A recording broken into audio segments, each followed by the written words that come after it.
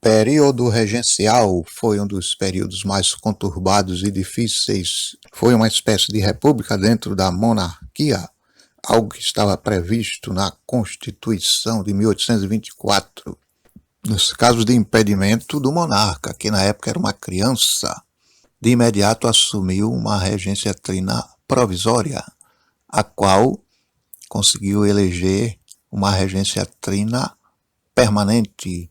Essa regência trina permanente foi responsável pela adoção de algumas medidas importantes, como, por exemplo, a criação da Guarda Nacional em 1831. Por que foi criada a Guarda Nacional se já existia o Exército e a Polícia? O risco de uma convulsão social no Brasil, a ideia de que não havia governo no Brasil e que ninguém estava no poder, o temor daquilo que aconteceu no Haiti, quando os escravos mataram todos os brancos, o temor de uma revolta nas cidades e nas fazendas, onde parte do povo poderia começar a roubar, saquear, matar, invadir. Até que o exército e a polícia chegassem, o estrago já estaria feito. Naquela época a regência não confiava no exército totalmente, pois ainda havia elementos portugueses no quadro de oficiais. O contingente policial era pequeno, o país gigantesco, as comunicações muito difíceis. Então, para garantir que quem tivesse condições se defendesse imediatamente, foi criada a Guarda Nacional. Foi uma espécie de milícia civil censitária, ou seja, só poderia armar-se e defender-se quem tivesse condições. Além disso, a regência permitiu a compra de patente militar. A maioria comprou a patente de coronel. Os fazendeiros passaram a ser chamados de coronéis. A Guarda Nacional já estava prevista na Constituição. Poderiam participar delas todos os brasileiros e portugueses entre 21 e 60 anos e que tivessem renda suficiente para tal. Com o tempo, essa guarda transformou-se numa força de controle eleitoral. Ela ainda existiu por algum tempo durante a República Velha, sendo extinta em 1922. Foi justamente durante o período da República Velha que ficou mais conhecido o papel dos fazendeiros políticos, os quais eram chamados de coronéis. Em 1832, a regência aprova o primeiro Código do Processo Criminal, ou Código Penal, o qual aboliu a pena de morte. A regência trina permanente também foi responsável pela criação do Ato Adicional de 1834, o qual permitiu uma pequena descentralização do poder, permitindo a criação de assembleias legislativas provinciais. Dentre as atribuições das assembleias provinciais estava a do controle dos empregos públicos municipais e provinciais. Este controle sobre criação e supressão dos empregos deu aos deputados um enorme poder, o qual foi usado em épocas eleitorais para comprar votos dos eleitores. Antes de 1834, ano da morte de Dom Pedro I, havia basicamente 3 grupos políticos no Brasil. Havia os portugueses ou restauradores que queriam a volta de Dom Pedro I. Este grupo, claro, com a morte de Dom Pedro, vai se desfazer. Havia os liberais moderados ou chimangos, que não queriam conversa com descentralização do poder, nem dar mais autonomia às províncias. E havia os liberais exaltados, ou farroupilhas, ou jurujubas, o grupo que defendia descentralização do poder e criação de assembleias legislativas provinciais.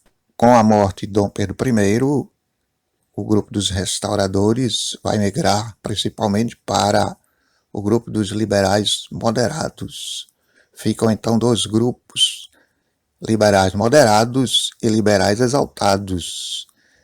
Estes grupos, a partir da subida de Dom Pedro II ao poder, irão transformar-se nos partidos liberal e conservador. Em 1834 também foi votado e aprovado a mudança na regência, que passou a ser regência una, com mandato de 4 anos, escolhido em eleição nacional, centralizando e descentralizando, mesmo mantendo estruturas básicas de um Estado autoritário e centralizado. O ato adicional pode ser considerado um avanço liberal durante a regência. A regência de Feijó. Sua regência não foi das melhores. Mesmo antes de ser regente, Feijó tinha sido ministro da Justiça e em 1831 tinha conseguido aprovar uma lei que proibia o tráfico internacional de escravos. Foi uma lei muito mais para inglês ver. A Inglaterra passou, inclusive, a patrulhar o Atlântico com o objetivo de capturar navios que estivessem fazendo tráfico.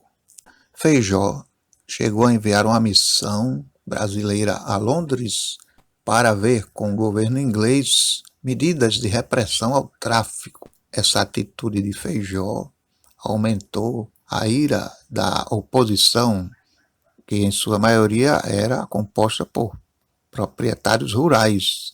Feijó também desentendeu-se com a imprensa que o atacava ferozmente durante sua regência e romperam as terríveis revoltas da cabanagem e a dos farrapos. Isolado politicamente e temendo pela fragmentação do Brasil, Feijó renunciou à regência de Araújo Lima.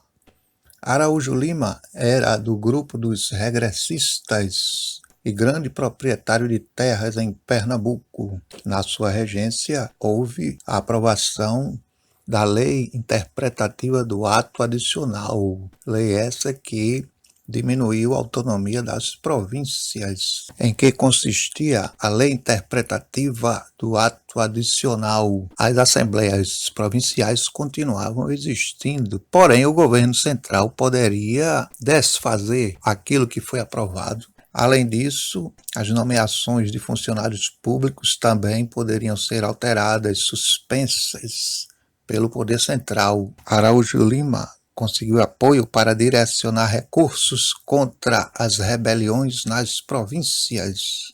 Os regressistas tinham maioria na Assembleia, porém a jogada de mestre ficou com os liberais. Estando em desvantagem, apostaram todas as fichas na antecipação da maioridade de Pedro II, visando agradar o jovem imperador. Sendo assim, os regressistas ou conservadores não tinham como não apoiar essa medida, pois caso o fizessem, estariam se colocando contra o herdeiro do trono. Em julho de 1840, Dom Pedro II foi coroado imperador do Brasil com apenas 14 anos. Esse evento ficou conhecido como golpe da maioridade. A cabanagem. A cabanagem foi uma das 3 grandes revoltas do período regencial. Durou 5 anos, 1835 a 1840. Vamos ver as causas. O isolamento da província do Grão-Pará. Esta província, inclusive, tinha mais contato com a Europa do que com o governo do Rio de Janeiro. A pobreza extrema da maioria do povo, que era composta por índios, negros e mestiços, os quais viviam em cabanas. Eles queriam, inclusive, acabar com a escravidão e ter acesso à terra. Os próprios fazendeiros eram insatisfeitos com a exclusão da política e também com a nomeação de um governante pelo governo central. O governador do Grão-Pará na época era o odiado Bernardo Lobo de Souza, que chegou a decretar a deportação de quem lhe fizesse oposição. Os 2 grupos uniram-se com o objetivo de separar a província, proclamar a república e melhorar as condições de vida. Os cabanos eram liderados pelos fazendeiros Félix Malcher e os irmãos Vinagre.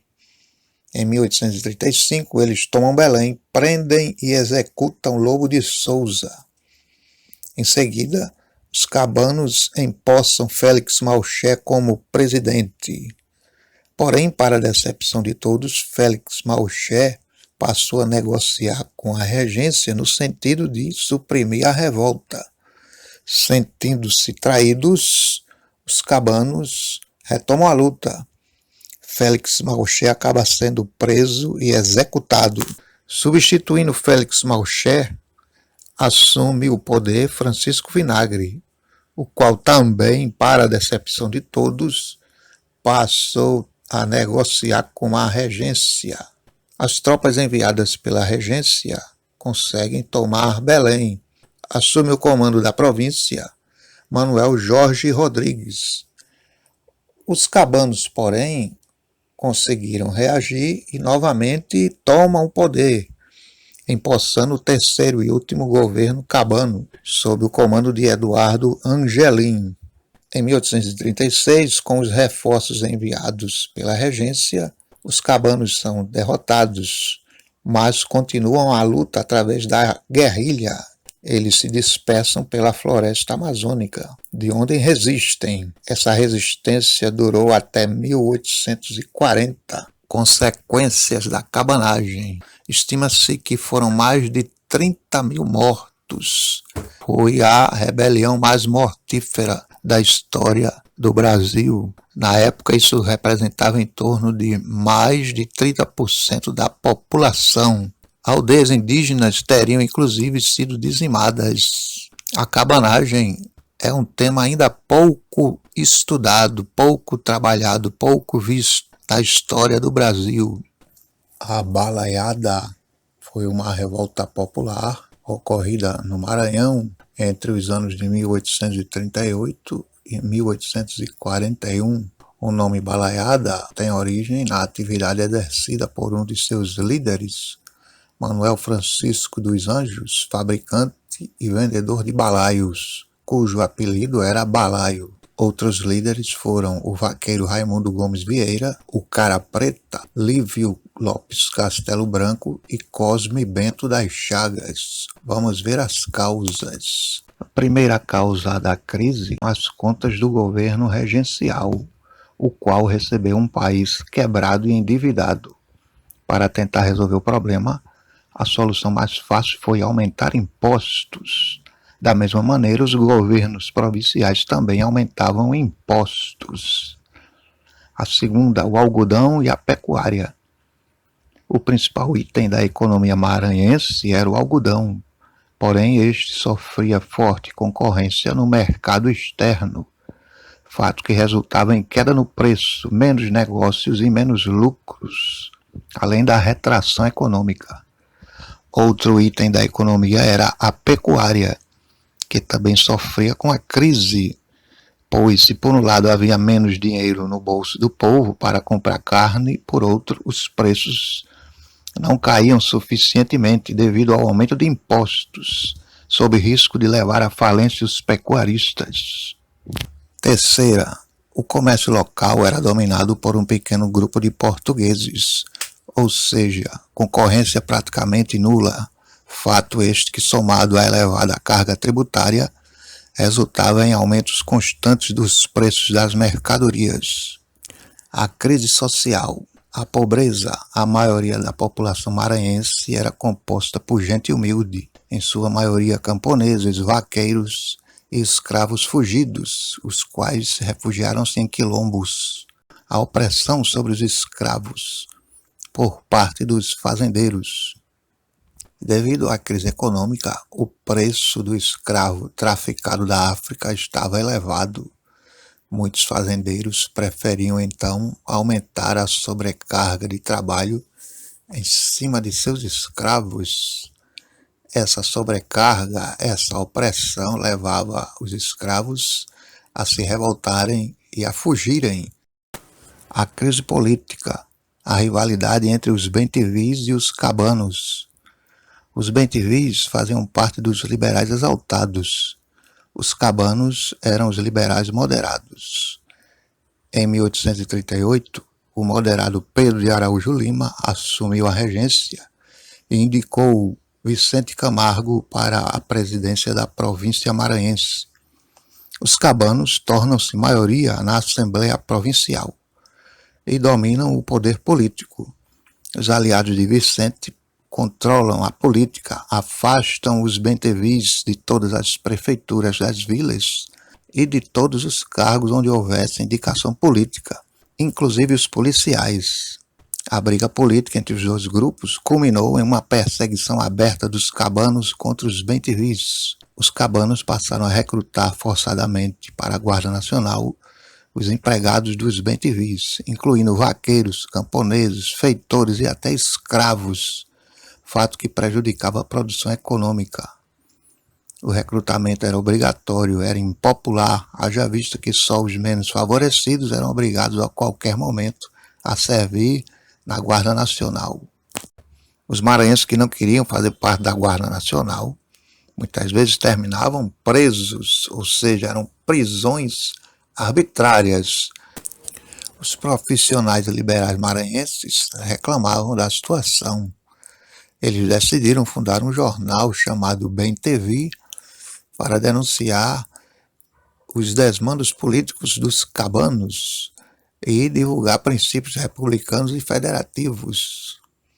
Os desmandos do poder cabano eram a regra de todos os dias.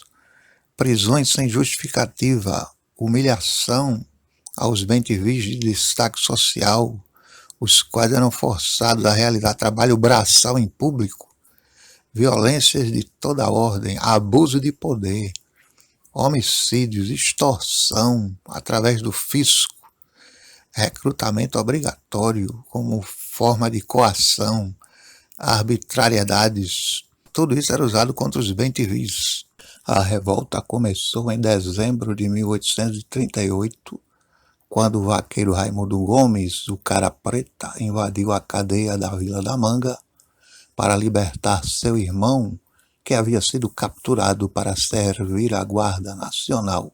Na sequência, Raimundo prendeu o comandante e sua guarnição. Em seguida, convocou o povo da vila, diante do qual condenou o recrutamento forçado, defendeu a Constituição e os direitos dos cidadãos, defendeu a demissão imediata do presidente da província e defendeu a extinção dos cargos de prefeito e vice-prefeitos. Essa proclamação foi enviada à Assembleia Provincial. Já Manuel Francisco Balaio também vai aderir à rebelião a partir de uma das duas histórias a seu respeito. Uns afirmam que soldados teriam feito refém sua família e estuprado duas de suas filhas. Outros afirmam que um filho seu teria sido preso para servir a Guarda Nacional. Raimundo Gomes e o Balaio teriam formado um bando privado e passado a vingança, aterrorizando o interior do Maranhão, saqueando e destruindo fazendas. Os Balaios passaram a percorrer o sertão maranhense, recebendo apoio, adesão e combatendo as forças legalistas. Ganharam a solidariedade e a colaboração de muita gente, inclusive de escravos aquilombados, com destaque para Cosme Bento, chefe de um quilombo que tinha cerca de 3.000 africanos. A rebelião balaia chegou a tomar a cidade de Caxias, onde organizaram um governo provisório, o qual decretou o fim da Guarda Nacional, que para eles representava o poder militar dos fazendeiros. Decretaram também a expulsão dos portugueses residentes na cidade. Toda a agitação que a revolta causou beneficiou os bem-te-vis, e isso acabou refletindo de forma negativa no governo dos cabanos. Diante da gravidade da situação, cabanos e bem-te-vis se uniram para tentar acabar com a revolta. Começaram então a subornar os rebelados, com o objetivo de criar contendas entre eles mesmos e desmoralizar o movimento. A tática acabou dando certo. Em 1839, o governo central nomeou o coronel Luiz Alves de Lima e Silva, futuro duque de Caxias, como presidente da província e comandante de todas as forças do Maranhão. A primeira medida de Caxias foi pagar os salários atrasados aos militares. Em seguida, reorganizou as tropas, e começou a atacar e a cercar os redutos balaios, que estavam já enfraquecidos devido às traições e à perda do apoio. Em agosto de 1840, foi decretada a anistia para quem se entregou, e em 1841 terminava a rebelião.